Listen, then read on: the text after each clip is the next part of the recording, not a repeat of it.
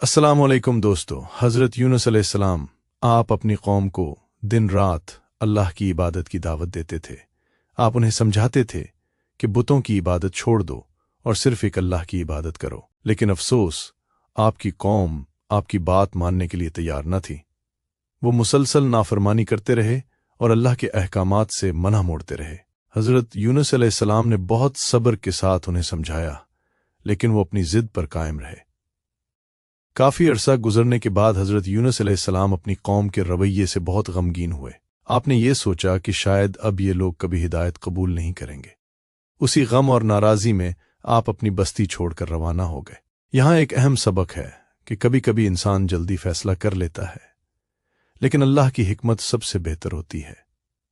हज़रत यूनुस अलैहिस्सलाम एक कश्ती में सवार होकर समुंदर की तरफ रवाना हुए। कुछ देर बाद समुंदर में सख्त तूफान आ गया।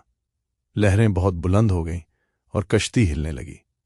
सब लोग खौफजदा हो गए। कश्ती वालों ने कहा कि कश्ती का बोझ कम करना होगा, वरना सब डूब जाएंगे। इस जमाने में लोग कुरा डालते थे। जब कुरा डाला गया तो नाम हज़रत यूनुस अलैहिस्सलाम का निकला। दोबारा कुरा डाला गया, फिर भी उन्हीं का नाम आया। तीसरी बार भी यही हुआ। तब हज़रत यूनुस अलैहिस्सलाम समुंदर में उतर गए। इसी वक्त अल्लाह ताला के हुक्म से एक बहुत बड़ी मछली ने उन्हें निगल लिया। लेकिन ये अल्लाह का मोजज़ा था कि मछली के पेट में भी हज़रत यूनुस अलैहिस्सलाम महफूज रहे। वो न जख्मी हुए और न ही उन्हें कोई नुकसान पहुंचा। चारों तरफ अंधेरा था, समुंदर का अंधेरा, रात का अंधेरा और मछली के पेट का अंधेरा।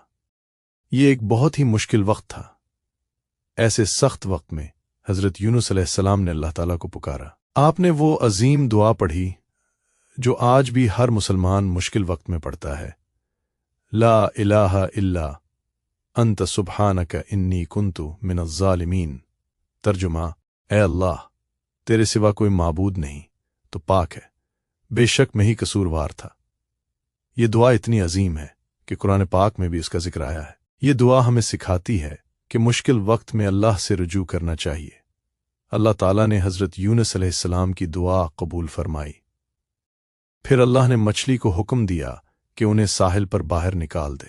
मछली ने हज़रत यूनुस अलैहिस्सलाम को सही सलामत किनारे पर पहुंचा दिया। ये अल्लाह ताबारा की अजीम रहमत और कुदरत की निशानी थी। इस वाक़े के बाद हज़रत यूनुस अलैहिस्सलाम दोबारा अपनी कौम की तरफ वापस गए। इस बार उनकी कौम ने अल्लाह की तरफ रुजू किया और ईमान ले आई। ये वाक़या हमें सिखाता है कि अल्लाह की रहमत से कभी मायूस नहीं होना चाहिए। चाहे हालात कितने ही मुश्किल क्यों न हों, अगर दिल से दुआ की जाए तो अल्लाह रास्ता ज़रूर निकालता है। अगर आपको ये ईमान अफरोज़ वाक़या पसंद आया तो वीडियो को लाइक करें और चैनल को सब्सक्राइब ज़रूर करें।